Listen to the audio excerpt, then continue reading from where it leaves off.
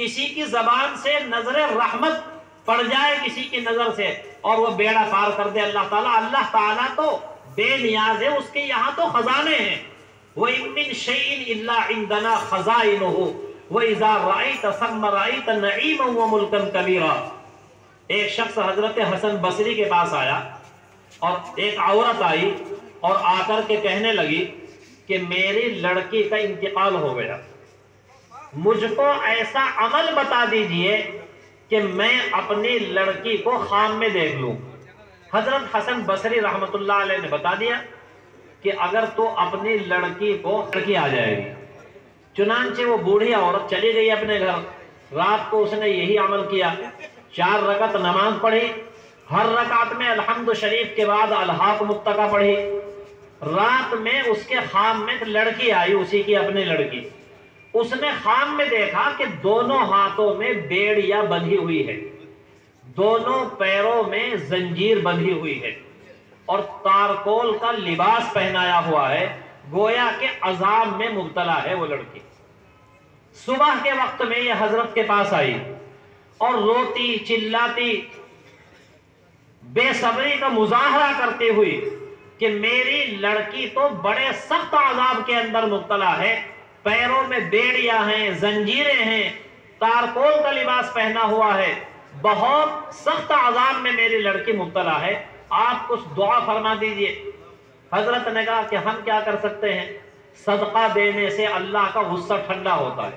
ابھی آپ نے دیکھو اللہ کے راستے میں کتنا تعاون کیا، امداد کی، نہ جانے کتنی الا بلا مصیبتیں اس کے سلے میں دور ہو جائیں گی آپ سے، کتنے بڑے بڑے حادثات ختم ہو جاتے ہیں، آدمی کو پتہ نہیں چلتا کہ کون سی مصیبت کس وجہ سے تیری ختم ہو گئی۔ تو حضرت نے کہا کہ اللہ کا غصہ تو صدقے سے ٹھنڈا ہوتا ہے، اللہ کے راستے میں صدقہ خیرات دو، ممکن ہے اللہ تعالیٰ اس کا عذاب ہٹا لے۔ یہ واقعہ پیش آیا، رات کو حضرت نے خواب میں دیکھا، وہی لڑکی خواب میں آئی، بہت عالی شان اسٹیج لگا ہوا تھا، بہت لاجواب ایک باغ تھا، باغ کے اندر اسٹیج لگا ہوا تھا، اسٹیج کے اوپر مسہری بچھی ہوئی تھی اور مسہری کے اوپر وہی لڑکی جلوہ افروز تھی۔ لڑکی کہنے لگی حضرت کو کہ حضرت آپ نے مجھے پہچانا؟ حضرت نے کہا، حضرت حسن بصری نے،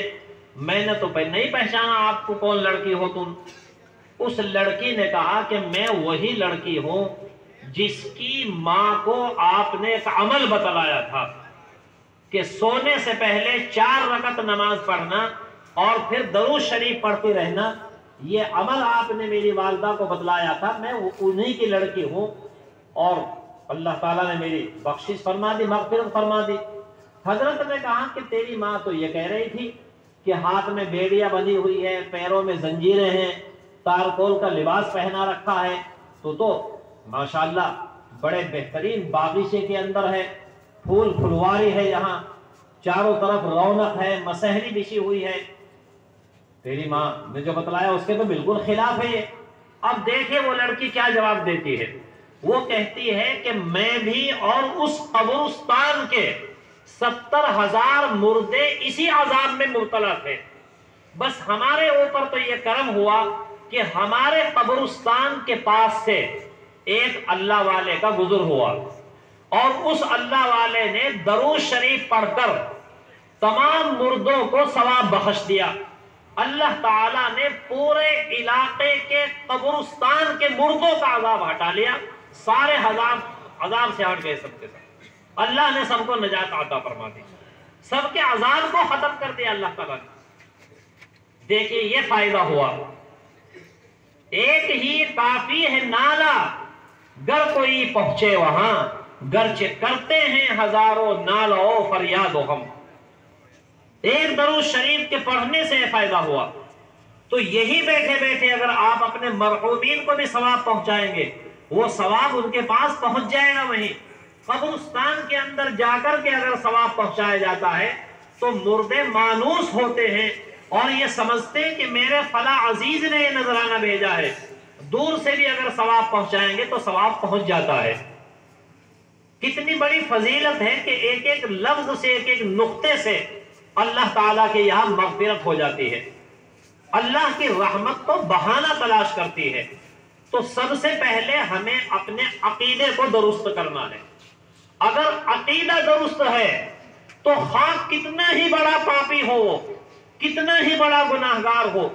کتنا ہی بڑا وہ سیاکار ہو، اگر عقیدہ درست ہے، دل اس کا درست ہے، اللہ تعالیٰ اس کو جنت کے اندر داخل فرما دیں گے۔ قرآن شریف کی اس آیت سے یہی پتہ چلتا ہے کہ جس شخص نے اپنے عقیدے کو درست کر لیا، ربنا اللہ کہہ دیا، اور پھر اس کے اوپر وہ قیامت تک، مرنے تک جمع رہا، تو فرماتے ہیں کہ وہ ابشروا بالجنہ، جنت کی بشارت دے دو اس کو۔ عقیدہ